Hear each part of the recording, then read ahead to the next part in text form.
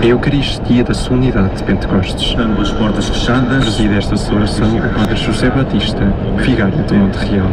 veio Jesus, colocou-se no meio deles e disse-lhes: a paz esteja convosco. Pensemos que depois da morte de Jesus, os discípulos se sentiram destroçados, se sentiram desanimados, se sentiram mesmo apavorados. O seu mestre tinha sido morto e eles, como seguidores, corriam risco de ter o mesmo fim. Viviam com medo dos judeus, com medo que os matassem também, aqueles que seguiam Jesus. Estando reunidos, Jesus apareceu no meio deles, estava ressuscitado, recordemos, apareceu no meio deles e desejou-lhes a paz. A paz esteja convosco. Uma paz, reparemos, que é paz interior. Quando pensamos em paz e quando falamos em paz, muitas vezes limitamos-nos a pensar na ausência de guerras exteriores, na ausência de armas, na ausência de bombas, na ausência de aviões. E a paz passa muito além disso. Neste caso, dos discípulos de Jesus e de nós, muitas vezes, acontece acima de tudo angústia interior, medo, intranquilidade. Temos medo do nosso presente, temos medo do nosso futuro, temos medo daquilo que se pode dizer de nós, daquilo que se pode dizer ou fazer conosco. Temos medo. E Jesus diz: a paz esteja convosco. Depois, soprou sobre eles, anunciando-lhes o Espírito Santo. Recebei o Espírito Santo. Àqueles a quem perdoardes os pecados serão perdoados, àqueles a quem os retiverdes serão retidos. Mas reparemos, os discípulos continuaram com medo, os discípulos continuaram sem paz, os discípulos continuaram apavorados.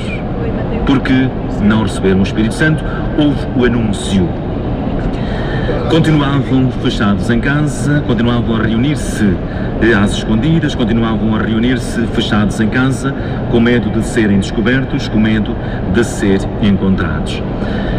50 dias depois da ressurreição e 10 dias depois da ascensão de Jesus ao céu, que lhe prometeram o Espírito Santo, eles encontram-se reunidos, os apóstolos, é o que celebramos hoje, encontram-se reunidos, ouve-se, sente-se um barulho, um rumor semelhante a um forte tremor de terra, e eles viram o Espírito Santo que descia sobre eles, sob a espécie ou sob a imagem de línguas de fogo, e foi pousando uma sobre cada um deles.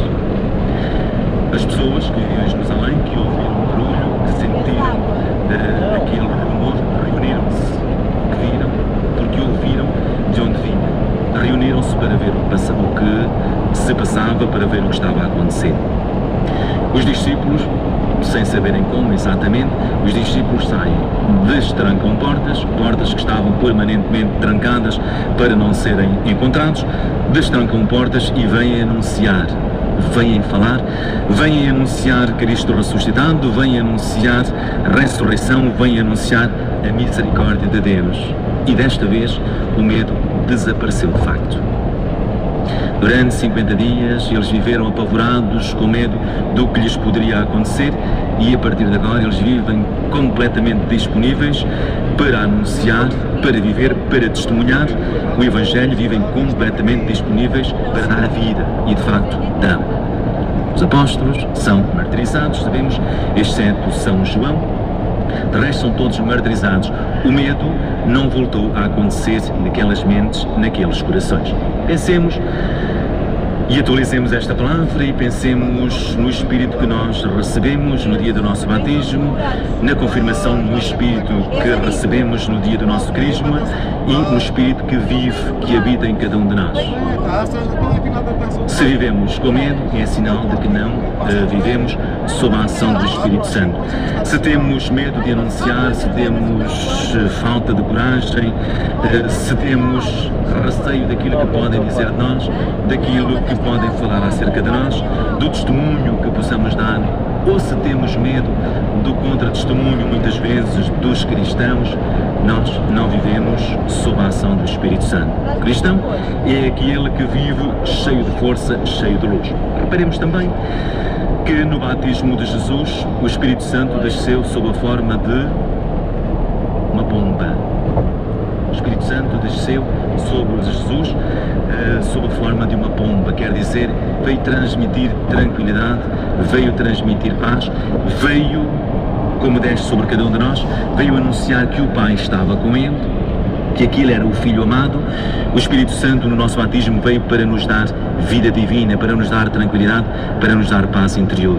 E a paz interior vem-nos da certeza de que nem a morte nos poderá vencer, porque nós vivemos a comunhão com Deus.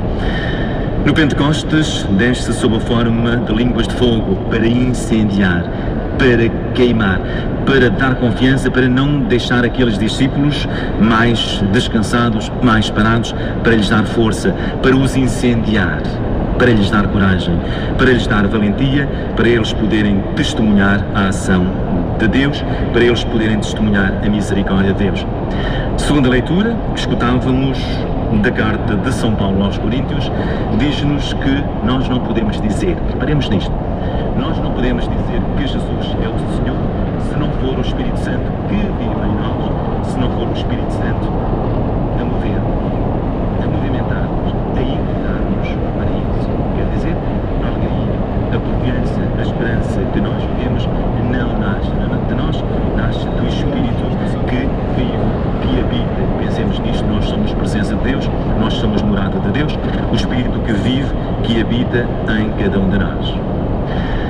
Aquele que se deixa mover pelo Espírito Santo, nós, caríssimos irmãos, se nos deixamos mover pelo Espírito Santo, temos a capacidade de falar línguas. E a capacidade de falar línguas são línguas que se entendem, são linguagens que se entendem. Podemos não entender as palavras e sabemos que, se somos de nações diferentes, podemos não perceber as palavras que estamos a dizer, mas os discípulos, dizia, falavam todos a mesma linguagem, eram todos galileus e todos aqueles que se tinham reunido ali, dos diversos países, das diversas regiões, entendiam na sua própria língua. Não vamos agora nós estar à espera de que o Espírito Santo nos faça entender a nossa linguagem de palavras, mas há linguagem, há línguas que o Espírito Santo nos faz falar. Se eu sorrir, se algum de nós sorrir, estejamos em que nação estivermos, estejamos em que ponto do globo estivermos, é um gesto que se entende. O sorriso é igual em todo o mundo, é um sinal de alegria, é um sinal de confiança, é um sinal de esperança. Alguns dos outros gestos corporais podem ser diferentes, podem ter linguagens diferentes. Se há em cada um de nós uma entrega, uma dádiva, se há um gesto de oferta, toda a gente entende, toda a gente percebe.